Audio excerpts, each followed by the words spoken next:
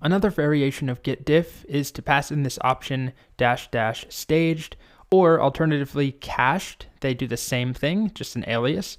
Both of them will show us the staged changes, only the changes that are staged.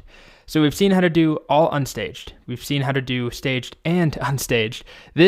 Both of these options are how you do only staged changes. Only show me the staged changes. What is the difference between my last commit and the staging area?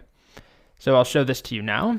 If we take a look at git status, the same project is a stretch, but the same repository, changes to be committed, numbers.txt. We added 1 into numbers. Then we have some changes for the colors file. We added violet, but that is not part of the staging area.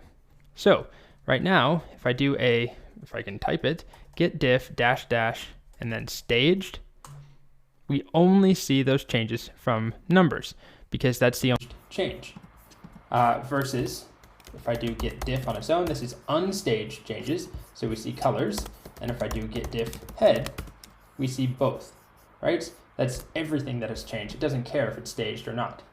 And then if I add in colors, so if I do git add colors, now if I do git diff -- staged, we see both because both of those changes have been staged at this point. Also, we can use cached.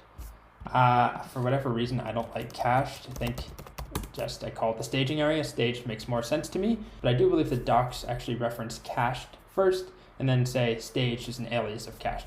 It doesn't matter. All right, so quick quiz here. What will we see? Here's my git status.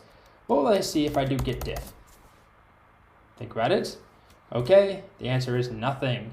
Well, I guess we see end, but there's no changes to display. Because git diff is showing us unstaged changes, there are no unstaged changes. Everything has been staged at this point. Okay.